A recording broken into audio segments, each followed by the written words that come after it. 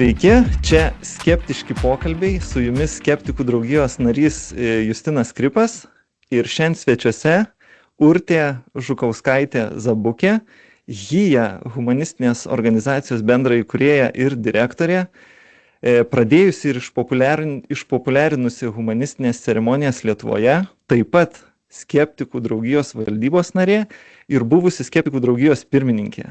Labas, Urtė. Labas, Justinai. Smagu tave matyti, smagu girdėti, džiugu, kad prisijungiai prie mūsų laidos. Taip, tai gal ir pradėkim tada pirmiausia nuo jūsų organizacijos. Kaip suprantu, esi bendraįkūrėja, tai jeigu galėtum pristatyti, kokios buvo organizacijos ištakos, kokia pradžia, kas įkvėpė pradėti tokią veiklą. Tai įkūrėme mes organizaciją trys steigėjos, o dabar organizacija vienyje virš 50 ceremonmeisterių, savanorių ir tęsiame ir plečiame tą veiklą.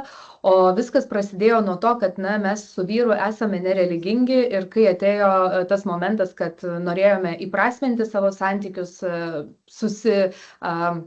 įprasminti per santuoką, supratom, kad nėra mums tinkamo varianto. Parašai metrikacijoje atrodė per daug sausa ir toks neprasmingas variantas. Bažnyčia ir kitos religinės alternatyvos mums atkrito. Tai vat ieškojom, o kas galėtų būti tokio apie mus, mums. Ir taip atradau visai netyčia, aš nebuvau radusi termino, žinojusi tokio humanizmas, humanistinė pasaulėžiūra, kad yra ir vyksta tokios humanistinės ceremonijos užsienyje. Ir man labai patiko, pasirodė labai artima ir kuo daugiau aš skaičiau apie tą humanizmą, apie humanistinės ceremonijas, tuo labiau atrodė toks mano dalykas. Ir tą ceremoniją mano pravedė draugė, aktorė, dabar ir bendraįkūrėja. Ir toj ceremonijoje dalyvavo ir trečia mūsų bendraįkūrėja, kuri vėliau jau prisijungė prie komandos ir atėjo su idėja, kad turėtumėm daryti ne tik vestuves, vardynas, kaip jau buvome darę, bet ir laidotuvių išėjimo ceremonijas. Nes iš tiesų pradėjus dirbti kartu, pradėjus dirbti šitoj srity, supratom, kad gerai, susituokti jau galima, jeigu vaikai atsiranda, randam ritualą, kaip juos įvesti į šeimą, jeigu to reikia, kaip paskirti vardadievius, nežinau ir taip toliau, bet o ką darysim, kai numirsim, kas tada bus. Taip. Ir taip susijungė visos tos trys ceremonijos ir 20 metais, nuo 16 buvo mano vestuvės, o 20 metais supratom, kad jau norim kalbėti ir plačiau apie bendrai humanizmą, atstovauti humanistinės idėjas, advokatauti, šviesti visuomenę apie alternatyvas ir įkūrėm nevyriausybinę organizaciją, kuri priklauso ir tarptautiniam humanistų tinklui, kas mums atrodo dabartiniam kontekste Lietuvos labai svarbu būti tuose tarptautinėse bendruomenėse, demokratiškose bendruomenėse, kurios gali suprasti, padėti ir palaikyti.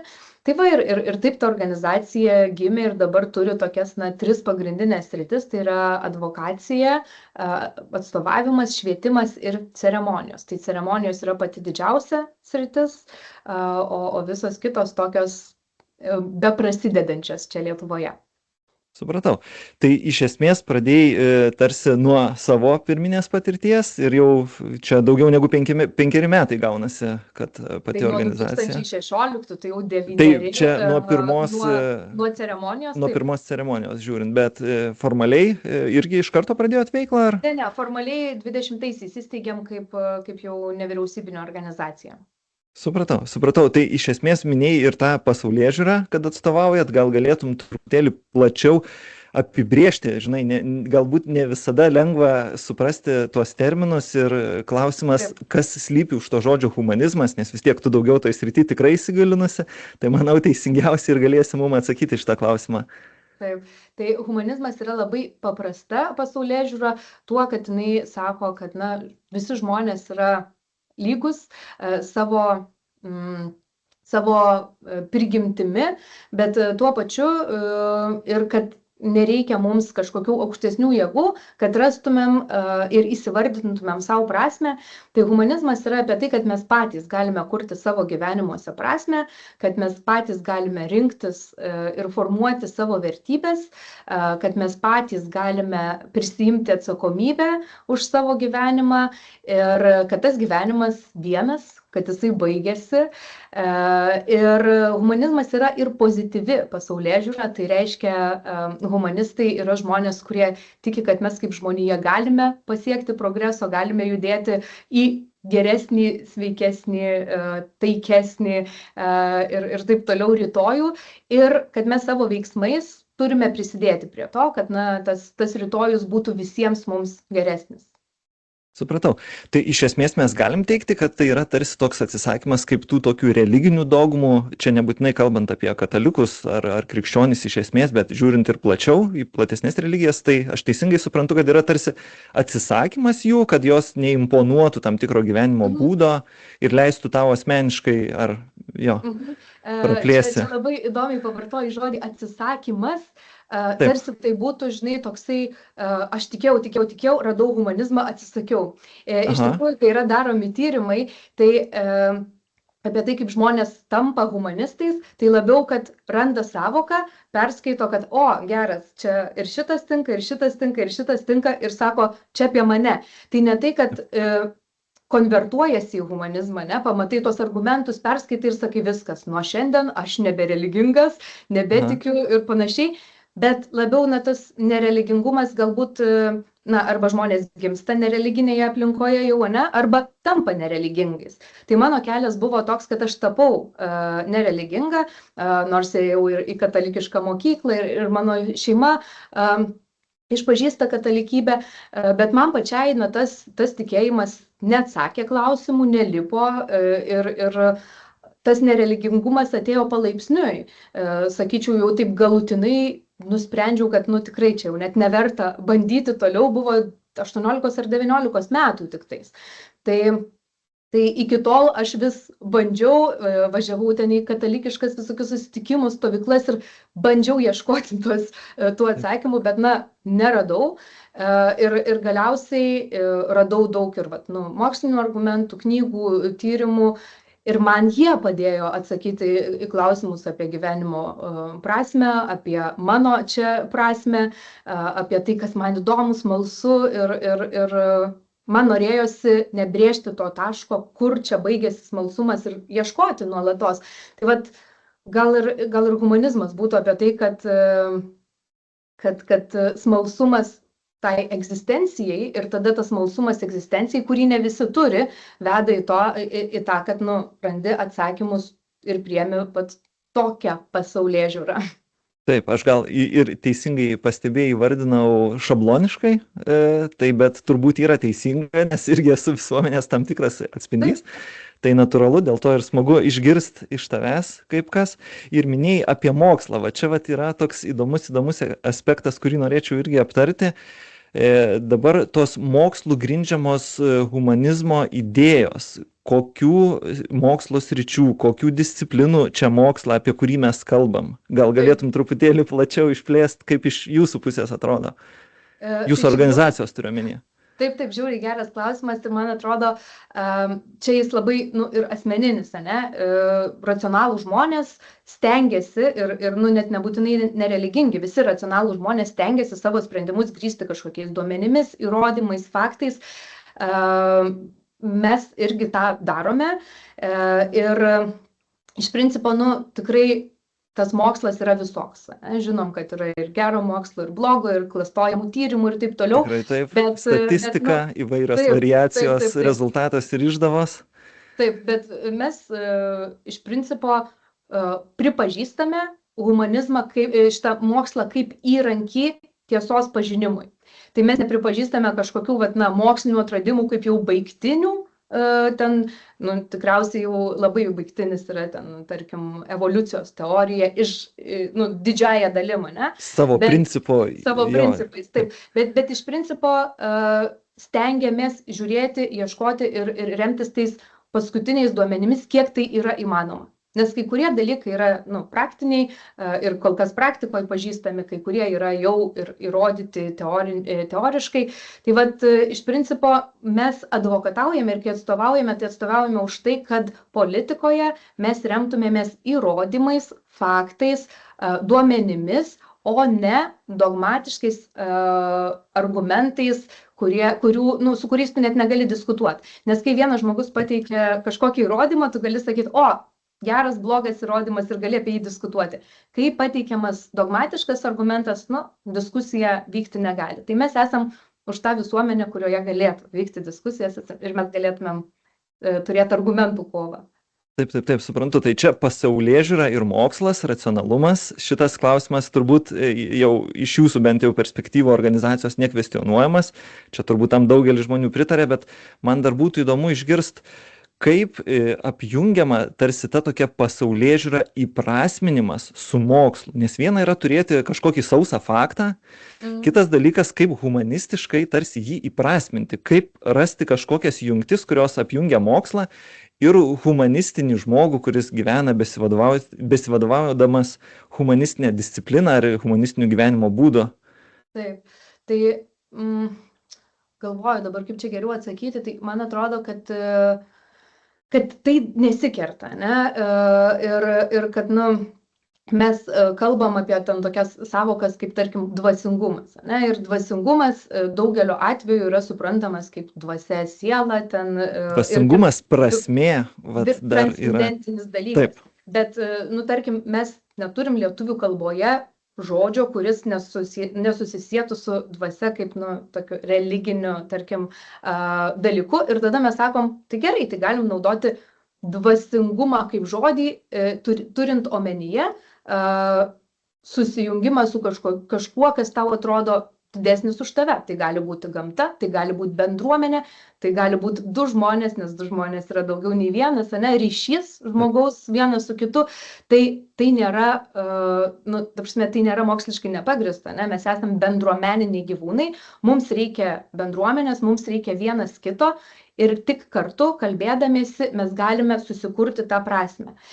Kas yra šventė, irgi antropologiškai, ritualai, galime žiūrėti tyrimus, kaip jie evoliucionavo ir yra labai lengva formulė, kaip kiekvienas ritualas kuriamas. Tai yra susijungimas su praeitim, dabartim, ateitim. Kiekvieno žmogaus praeitis, dabartis, ateitis yra skirtingi dalykai ir vienas jaučiasi būdamas čia ir dabar, kai juokiasi iš stand-upo, kitas jaučiasi būdamas čia ir dabar, kai, slidinėja kalnuose, trečias, kai vedžioja šunį, ketvirtas, kai kalbasi su draugu, ta prasme, mes esam skirtingi. Tai humanizmas ir sako, kad tuos skirtumus mes pasiemam ir juos paverčiam ceremoniją. Tai kiekviena ceremonija yra individuali ir joje pagrindinis dalykas yra rašomas tekstas. Tai yra, mes sakom, kad mes kaip žmonės, mums svarbu įžodinti prasmes, mes kartais jaučiam, bet nežinom, kaip pasakyti, kaip įžodinti, kaip paversti tai į istoriją, kuri mums turėtų prasmę.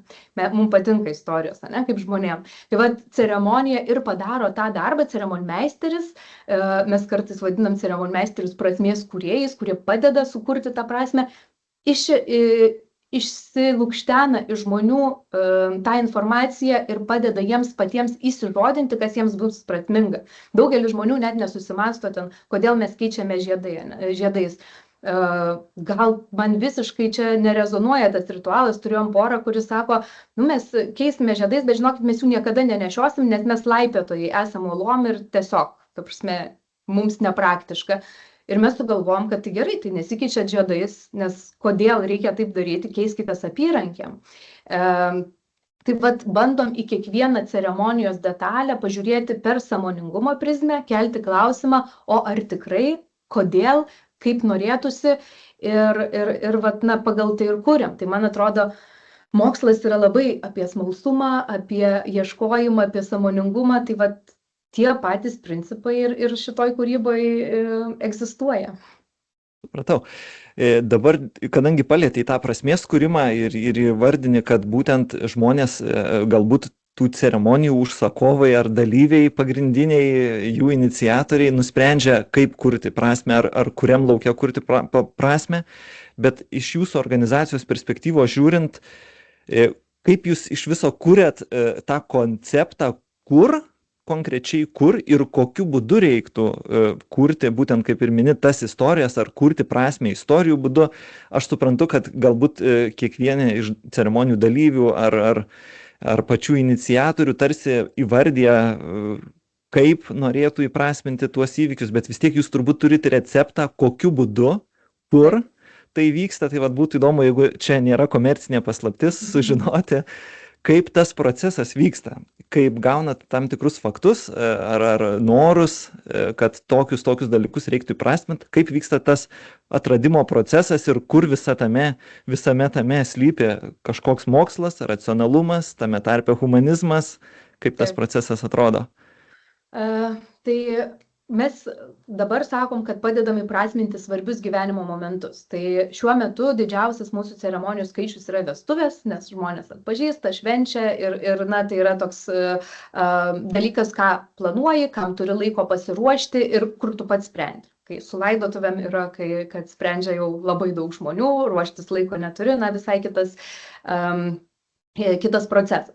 Tai nuo 2016 metų turėjom virš 2200 ceremonijų, dėl to dabar kalbam ir apie įteisinimą šitų santuokų, kad jos turėtų teisinį pripažinimą, bet iš principo pats ritualas, kuris trunka apie pusvalandį, ta ceremonija, 40 minučių yra kuriamas kartu su pora, tai pora užpildo klausimynus specialius ir, na, tai su visom ceremonijom galioja, tiesiog pasakos vestuvėm, nes apie jų turim daugiausiai.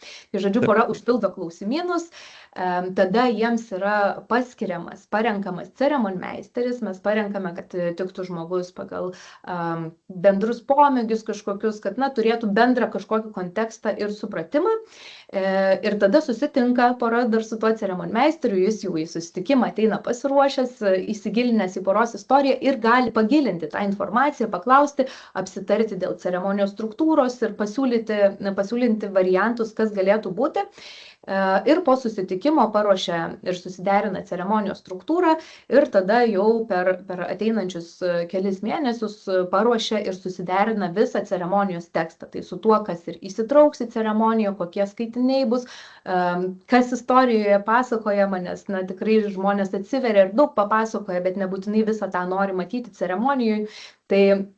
Taip, aš čia trumpai tik tai įsiterpsiu, nes labai įdomų aspektą paminėjai skaitiniai, tai galbūt čia reiktų įvardinti tą tokio religinio autoriteto nebuvimą, jeigu aš teisingai suprantu jūsų, žodžiu, organizuojamas ceremonijas, kaip humanizmas padeda atsisakyti to religinio autoriteto ir kur tada prasmė, kur slypi ta prasmė. Ar jinai nėra generinė ceremonija dėl ceremonijos, gal klausimas šiek tiek provokatyvus, bet labai įdomus bus atsakymas. Žiauriai geras klausimas ir čia, žinai, dažnai ir ateina, o tai koks pagrindas, jeigu nėra 2000 metų istorinio, žinai, jau nusistovėjusio ceremonijos teksto, tai kur tas pagrindas humanistinės ceremonijos? Ir mes visada sakom, kad tas pagrindas yra tie du žmonės. Tai jeigu jų istorijoje labai daug vyravo ir nežinau, ten kažkoks serialas, kažkokia kelionė ir nuotykis, galbūt laiškuose skambėjo dainos citata ir tekstai, ne? Ar ten pasipiršo koncerte kažkokiam, tai tas skaitinys gali būti ir dainos posmelis ar eilutė, gali būti ir citata iš filmo, gali būti ir jų brangios knygos kažkokia ištrauka. Ir na, tų tekstų, tų literatūros kūrinių yra tikrai įvairių, skaitinių net nebūtinai turi būti. Irgi čia kitas aspektas, net nebūtinai turi būti tas skaitinys, bet iš principo, kaip čia tikriausiai tas ateistų juokelis, kur aš tikiu vienu dievu mažiau negu tu, ne? Tai man atrodo, čia irgi tos prasmės yra vienu prasmės elementų mažiau, bet tiem žmonėm, jeigu jie nėra religingi, tas prasmės elementas ar taip net neveiktų. Tai iš principo tą prasme randa asmeniškume, susijungime su savo bendruomenė, jeigu nori daryti tokią ceremoniją visiems, ir tuo, kad na, gali būti atviri, nemeluoti savo, kitiems apie tai, kas jie yra, kuo jie tiki, kas jiems svarbu. Ir per tai ir ateina ta prasmė. Tai va, labai irgi įdomiai įvardinai, kad kuo jie tiki, tai čia ta skirtis tarp to tikėjimo, ar mes galim tiesiog teikti, kad yra būtent kažkokio dievo ar tų pačių įprastinių mums religijų, ne tai, kad kaip ir aš minėjau pradžioje atsisakymas, bet tų prasmių perkelimas, tarsi delegavimas savo pačiam ar ten partneriams, kurie organizuojasi tai ceremonijai, nepriklausomai nuo to, kas ten būtų, ar mirtis, ar vestuvės, ar kaip tu minėjai, vardynos. Tas prasmės perkelimas, aš tą turiu omenyje, kad reikia vis tiek. Aš sakyčiau, net ne tik prasmės, bet ir atsakomybės, kad čia ne aukštesnė jėga mus laimina ir mūsų santuokai ar vaikui, ar man padės išgyventi netektį, ne? Bet kad aš pats prisiemu atsakomybę, kad aš ateinu į šitą santykį, aš jame kursiu, aš prisiemu tokius ir tokius įsipareigojimus, dėl to nebaigiau pasakot, priesaikos yra dalis, nesvarbi, žmonės ten renkasi, ką jie nori pasižadėti ir vieni pasižada, kad mylės iki gyvenimo galo, kiti pasižada, kad stengsis kiekvieną dieną, treti pasižada, kad darys cepelinų sekmadieniais. Ta prasme, tie pažadai nuo iki yra. Ir tai yra apie tai, kuo žmogus pats tiki ir kur jisai randa tą norą būti ir kurti gyvenimą kartu. Kadangi vis tiek mini žodį tikėjimas, tai aš manau, kad tos savokos labai tampriai, ne tai kad susijusios, bet jas labai sunku atsekti, atriboti, kur tas tikėjimas yra realiai turint omenyje religiją, o kur tas tikėjimas yra būtent pasitikėjimas kitu, ar tikėjimas tais idealais, kuriuos pats turi ir tom prasmėm. Tai galbūt čia galėtum truputėlį labiau išplėsti, kokie gal realūs atvejai būna, jeigu aš nežinau, kiek ten procentais nereligingų žmonių pas jūs ateina, ar visi nereligingi. Kaip suprasti tų žmonių pasirinkimo pagrindimus, ką jie savo, kaip jie savo pagrindžia būtent tokį sprendimą vis tiek. Bet aš nežinau, ar jie grindžia sprendimą, žinai. Aš manau, kad jie grindžia tai, kad jie nori susituokti prasmingai, asmeniškai vienas su kitu ir jie ieško būdų, kuris tiktų jiems abiems. Tai tikrai nėra taip, kad visi nereligingi, yra vienas nereligingas, kitas religingas, yra du skirtingų religijų atstovai. Taip, čia įdomiausias aspektas, kaip išspręsti tokias Bet ir nėra ką išspręsti, nes jeigu tu ceremonijai negarbinsi aukštesnių jėgų, viskas, ta prasme, jau yra išspręsta. Tai bus bendra žmogiška pasaulietinė ceremonija, kurioje prasme pamatys visi. Kas įkvėpė mane pradėti daryti ir siūlyti šitas ceremonijas, tai kad po mano ceremonijos žmonės, kurie yra religingi, sakė, kad toj ceremonijoj buvo Dievas. Nors grojo Džonas Lenonas, nebuvo nei karto paminėta nieko ir garbinama, bet jiem ten, kur prasminga, jie pamatė ir jie tai įvardino aukštesnės jėgos buvimu. Ir man atrodo, tai yra labai gražu, kad visi žmonės, nepriklausomai nuo jų pasaulėžiūros, gali pamatyti ir pajaus prasmę. Ir kai ją pajaučia sekuliariu būdu, tai man atrodo, tai neatima, tai prideda. Ir kalbėjausi su viena moterim, labai giliai tikinčia, ir jinai sako, bet tai, o kas jūs tada palaiko per laidotuves, kai jūs suprantat, kad nebus rojaus, ką jūs guodžiant sakot, jai, ta prasme, tiesiog net nesusijungė taškai, kaip įmanoma.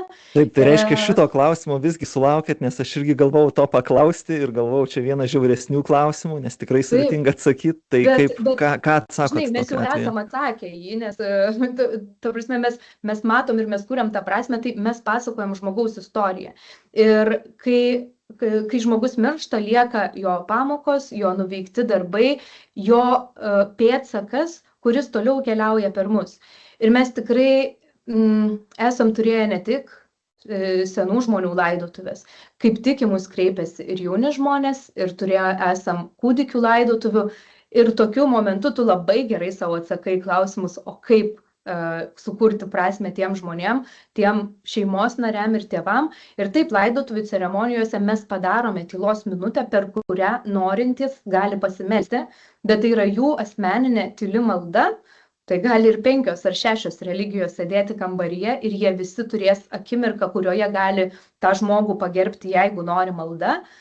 Kiti žmonės, kurie nėra religingi, per tą akimirką apmąstys, pagalvos, pareflektuos, ką išgirdo ir taip atsisveikins. Ta prasme, mes visi, man atrodo, tai ir religiniams atsisveikinimams gali priduoti papildomas prasmės, esmės ir tokio, kad ne veltui čia viskas ir kad iš to žmogaus aš tikrai daug pasiėmiau, daug išmokau, daug pats paaugau per pažintį su juo, netgi jeigu tas gyvenimas buvo žiauriai trumpas.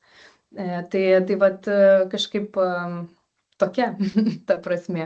Taip, suprantu, skamba tikrai labai bendražmogiškai, čia turbūt nieks to nekvestionuotų, bet kur atrasti tą transcendenciją humanistui? Aš nemanau, kad tai yra labai lengvas klausimas. Kaip galbūt... Ką pavadini transcendencija? Va čia tokie yra sudėtingi terminai ir kada reikia dar apjungti kartu su humanizmu, ta prasme mes matom, kad tokie dalykai kaip vedybos, mirtis, svarbus gyvenime dalykai atsitinka, vieni juos priema jausmingiau, kiti ne taip jausmingai, kiti prasmina tarsi religiniu aspektu, per būtent religinės ceremonijas yra tam tikros praktikos, taikomos įvairios gedėjimai ir panašiai. Klausimas, kaip humanistui rasti būdus, tarsi čia vat irgi, ar replikuojant, kopijuojant religiją, ar rasti kitokius būdus, nes tarsi mūsų kažkokia mintis, kūryba, įprasminimas, prasmių ieškojimas egzistuoja ir nebūtinai religinguose žmonėse. Kaip humanistai sprendžia šitą problemą, kada atrodo tarsi žmonės ilgisi kažkokio tai transcendiškumo ir kaip jį randa, jo ieškoti reikia, o gal nereikia, kaip jūs su šita tematika klausimų sprendžiate? Aš gal pasakyčiau, kad humanizmas yra individuali pasaulėžiūra ir kiekvienas žmogus sprendžia skirtingai. Man labai trūko vestuvių, aš pasidariau vestuvės, man visiškai netruko vaikų vardynų, krikštynų ir panašiai, mano vaikai neturėjo šito ritualo ir mes kaip šeima neturėjom šito ritualo. Bet aš jį dariau savo draugams ir man labai fain ir labai džiaugiausi ir paskui galvoju, gal ir man reikėtų. Tai iš principo mes esam bendruomenė, ne? Ir tikriausiai to atsakymo reikia, humanistai ieško labiausiai ryšyje su kitu ir ta ceremonija, šventė, yra vienas iš formatų, ne? Bet gal kažkam tai bus nuėjimas į metrikaciją ir paskui nuėjimas pasėdėti ir kartu pabūti. Tačiau humanistai yra visokie. Gali kažkas eiti metrikaciją, kažkas net važiuoja į Balį, kažkas važiuoja, eina pasidaryti krikščionišką ceremoniją, nes nekvestionuoja per daug. Tai aš čia neapibrėžčiau ir nesakyčiau, kaip ir, ten kažkas piktinosi, tai o kodėl jūs sakot, kad jūs vadovaujatės mokslu, krikščionys irgi vadovaujasi mokslu.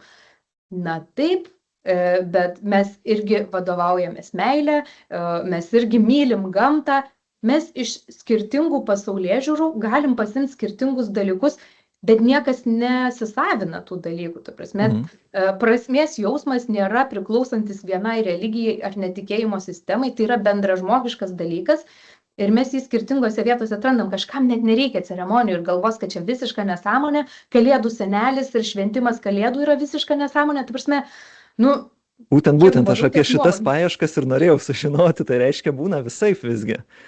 Tai aišku, žinoma. Ir man atrodo, mūsų tikslas, kad žmonės turėtų įrankius kurti prasmei. Mes nenorim būti vieninteliai prasmės teikėjai, monopolis ir mes net nesam. Ta prasme, mes padedam kaip įrankis kitiem atrasti, susikurti savo atsakymą į klausimą, o kas tau yra santuoka, kas tau yra meilė, kas tau yra vaiko auginimas ir taip toliau. Tai jeigu žmogui užtenka ChatGPT šitiem klausimam atsakyti, nuostabu. Jeigu jam reikia nueiti į bažnyčią, pagalvoti, puiku. Tai prasme, tikrai neturim tikslo konvertuoti kažkaip žmonės, bet tiesiog kurti alternatyvą, kad jeigu reikia, kaip man, kai buvo susidūriau, reikia ir nėra. Ir ką daryti. Ir faina, kai turi laiko išspręsti, bet kai su laidotuvėm susiduri ir nėra, truputį jau sudėtingiau. Tai norisi, kad tose situacijose žmogus turėtų pasirinkimą. Ir turėtų, dabar, pavyzdžiui, galvojame apie brandos ceremonijas, 15-mečių, 16-mečių, tikrai populiaru ir labai Skandinavijoje populiaru, bet ir Lietuvoje populiaru. Na, yra tų įvairių alternatyvų, bet, o kaip žmogus tampa suaugusiu, per ką jis turi praeiti, per kokius mokymus, per kokias žinias, per kokius kursus. Tai šita mintis irgi vyksta pas mus ir skirtingų tų vietų yra, kur galvojam, kad žmonėms reikėtų kritinio mąstymo, kažkokio savo atsakymo, kas man yra prasmė. Taip, tai sukonkretinant, turbūt čia ir labai įvardinai, kad vieno recepto, jeigu teisingai supratau, nėra. Tai tarsi kiekvienas žmogus renkasi individualiai, bet čia ir buvo mano tarsi toks prieiga prie to klausimo, kad beieškant tų prasmių, jūs receptų išbaigtų turbūt nesiūlot, jūs padedat žmogui rasti kelionę. Taip. Dar gal atsakant, tai mes dar turim tokį punktą, kad savo ceremonijose sutartyje negalim garbinti aukštesnių jėgų ir neapykantos vykdyti. Tai reiškia, minimaliai kryptis yra, ta prasme, tokios gairės tarsi? Atrodė, kad gana aišku, bet tada atsiranda žmonių, kurie, sakau, yra religingi, bet tiesiog renkasi humanistinę ceremoniją, nes faina. Tiesiog įdėjom šitą punktą, kad visiems būtų aišku, kad mums nepakeliui su šitą idėją garbinimo ir mes jos nedarysim. Tai čia gal tokia vienintelė. Jo, ką tik tai dar noriu ir pasitikslint, tokio kaip apibrėžtumo, kad ten humanistinė ceremonija turi atrodyti tik tai taip ar daug maž taip, tokių nuostatų kaip, tarkim, religinės bendrijos jūs neturit, ar ne?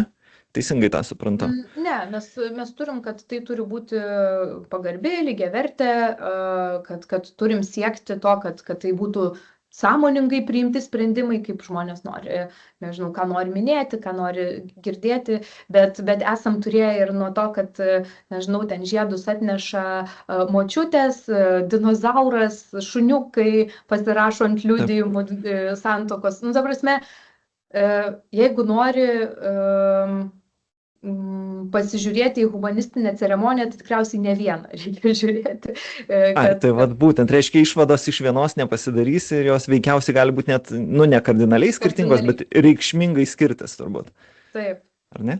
Jo, ar tu minėjai, kad Lietuvoje jau apie 2000 ceremonijų turėjot per visą tą laikotarpį, o kokia situacija tarptautiniam kontekste? Čia šalys aplinkui mus, Lenkija, Latvija, šiaurės šalys, Europoje kas vyksta, kokius duomenis turi? Tai Europoje tikrai visoje vyksta humanistinės ceremonijos, humanistceremonies.eu rasite visas šalis, kuriuose oficialiai galite per humanistinės organizacijas tokią ceremoniją rasti. Ir iš tikrųjų, humanistų bendruomenė jungiasi per organizacijas tokias kaip Humanist International, bet iš principo kiekviena veikia labai atskirai, skirtingai priklausomai nuo to, koks ir šalies kontekstas, ten tarkim vengrai kovoja su neapykantos kalba ir įsigalėjusi labai didelė religijos įtaka valdžioje ir visiškai mažai skiria dėmesio ten paslaugoms ir daugiau advokacijai, kiti kaip tik labai daug paslaugom ir advokacijai, bet iš principo humanizmas kaip pasaulėžiūra kai kuriuose šalyse yra ir pripažįstamas lygiavertiškai su religiniam pasaulėžiūrom, tai yra kaip nereliginė alternatyva religiniams pasaulėžiūroms ir netgi per tai keičia ir religinių bendrijų įstatymus ir tai, kad mokyklose būtų ir etika ir tikyba, nes pavyzdžiui Danijoje vis dar yra tikyba, kas labai keista atrodo, ne, tokia sekuliari šalis ir iš tikrųjų ceremonijos vyksta visose šalyse. O apie skaičius konkretesnius gal kažkokių duomenų bent jau apytikriai įsivaizduoti?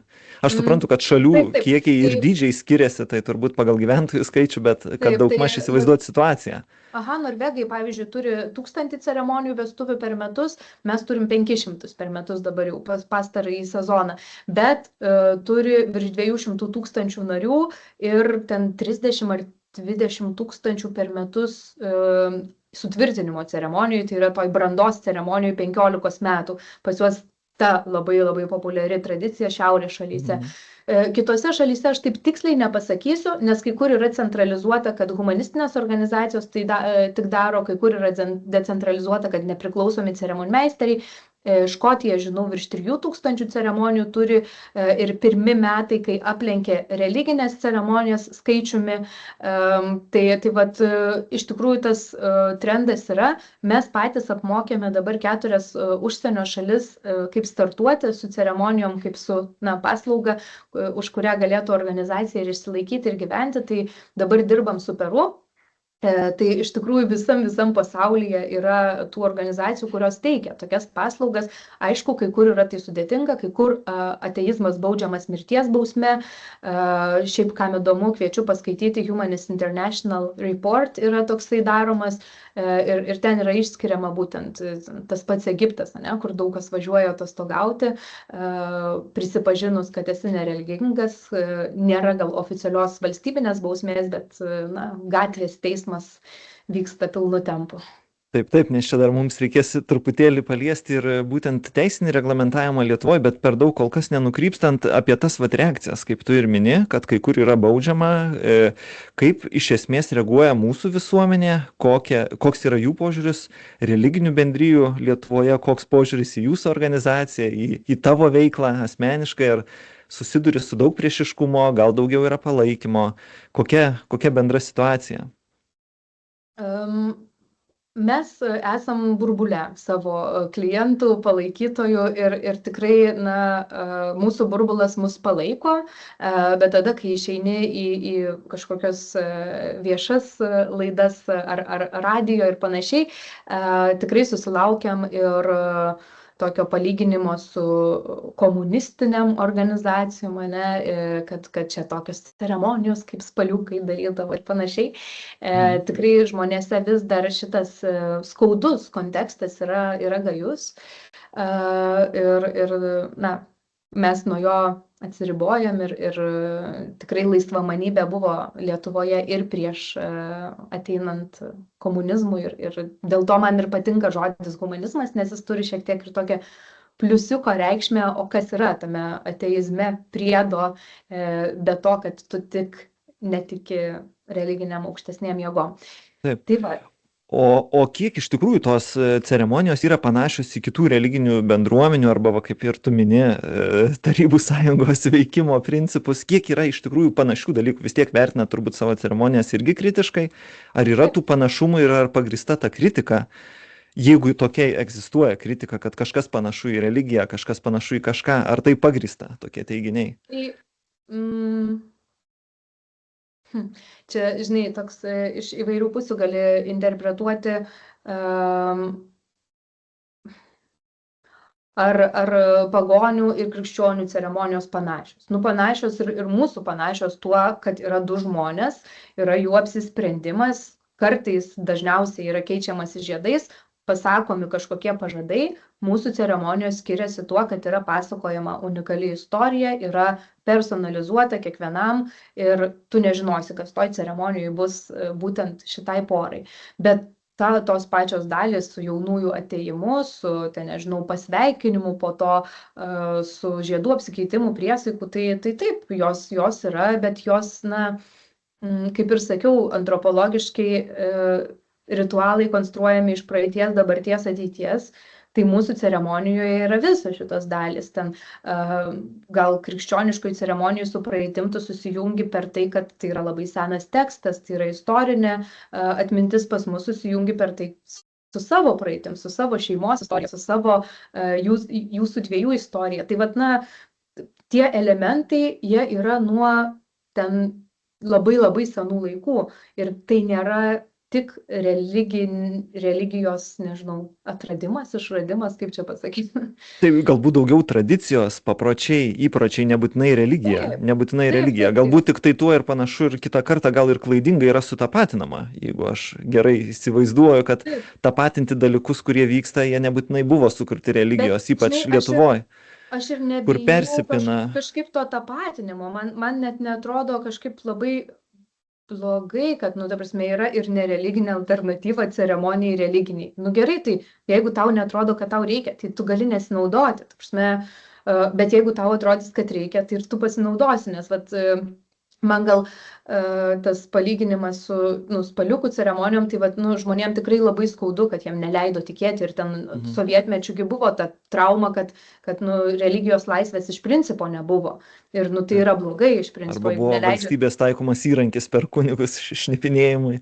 Taip, ta prasme, tai visiškai yra blogai ir iš tos traumos žmonėm ir atrodo, kad čia vat, kažkaip irgi nėra, tai gal represinis įrankis, ar čia vat net nežinau, kaip čia interpretuoti, bet man taip skaudžiau skamba, kad jeigu ten vat laidoji be kunigo, tai kaip šunį pakasi. Ir kad jeigu... Stipriai pasakyta. Taip, ir tikrai esam tokių girdėję komentarų, kad ir tada man geriausias gal įvertinimas, kai sudalyvauja žmonės ceremonijoje ir tu veži juos, ar ten kažkaip kalbėsi su jais ir jie sako, žinot, aš irgi taip visai norėčiau, nors visiškai atrodo ir religingi, ir pirmą kartą matė, bet tai, kad tu pats pamatai, pats pajauti, pats supranti, kad tai gal visai faina, kaip per tas laidotuvės kažkas apie tave pakalba, kažkas prisimena, kažkas įvardina, ko iš tavęs išmoko, gal čia nieko blogo nėra ir prasminga ir gražu. Tai, jo.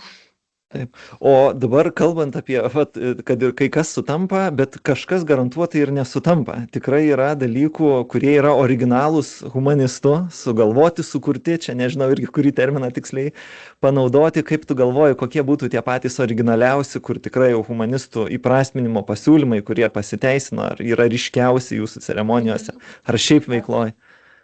Aš gal kas nesutampa pasakysiu, ne tai, kad čia mūsų sugalvota ir mūsų pasiūlymas, bet iš principo tai lygiavertiškumas visų žmonių. Tai yra tiek LGBT žmonių, tiek heteroseksualių žmonių. Tai mes darome ceremonijas visiems, nepriklausomai nuo jų seksualinės orientacijos. Ir gal ir praeitais metais matėt, nuskambėjo Vitalijaus ir Albino ceremonija, kur virš 20 000 žmonių pasirašė ant jų santuokos liudijimo. Tai mes manom, kad visi žmonės nusipelno pripažinimo ir jų santykių pripažinimo, tai čia yra toks aspektas, kuo skiriamės tikriausiai nuo kitų religinių ceremonijų. O tokie unikalūs pasiūlymai, tai gal labiausiai apie tai, kad priesaikas, tarkim, per vestuves, aš pavyzdžiais tiesiog pasakysiu, kad Gerai, čia geriausia suprasti. Taip, priesaika per vestuves, kai yra jau į tą dvi šeimas jungiasi žmonės su vaikais, jaunieji sakė ne tik vienas kitam, bet ir tiems vaikams, kai per vardynas tėvai pasirinko savo vaikeliui dvi vardamotės, arba net 3 žmonės, arba visai nesirenka vardatėvių, bet tiesiog visi kaip bendruomenė įsipareigoja kažką tam vaikeliui padėti augant. Kai per, nežinau, galvoju irgi, laidotuvių ceremoniją, kurią darėme po metų nuo žmogaus mirties, nes tiesiog žmogui buvo per sunku atsisveikinti ir surengti tą ceremoniją tuo pačiu metu. Tai iš tikrųjų, čia kartais žmonės pajuokauja, o tai skyrybų ceremonijų, kada pradėsi daryti, tai kiek čia išsiskiria. Tai iš tikrųjų skyrybų ceremonijų dar nesam darę, bet žinau, kad Italijoje ceremonmeisteriai daro ir gana sėkmingai. Bet čia ir statistika bus įdomi palyginti, iš tikrųjų. Tai statistika nėra tokia prieinama, ypač skirstant pagal šitas religinės, nereliginės ceremonijas. Bet šitie Humanist UK buvo darę tyrimą, tai pagal juos humanistinių ceremonijų klientai skiriasi mažiau dėl to, kad išsilavinimas aukštesnis, sąmoningumas didesnis, vėliau tuokėsi ir faktiškai tai koreliuoja ir su sėkmingesniais santykiais ir išlaikoma santuoka. Bet čia nėra tokio recepto ir Taip, suprantama, kadangi jau palėtėm šiokius tokius skaičius, statistiką, reiškia valstybės kažkokį veikimą, tai tik atkreipsiu dėmesį, kad lapkričio pradžioje jūs ten jūsų organizacija organizavo konferenciją Seime dėl humanistinių santuokų pripažinimo, kaip kad ir tuokiantis bažnyčioje, kad nereikėtų papildomai eiti į metrikacijos biurą. Tai kaip sekėsi pirmiausia? konferencijoje ir kodėl jūsų organizacijai tai svarbu yra? Taip, tai sekėsi labai gerai ir man atrodo, tai yra didelis pasiekimas, kad pirmą kartą humanistinė pasaulietinė pasaulėžiūra buvo iš viso Seime kaip pasiūlymas, kaip galimybė, kad tai būtų.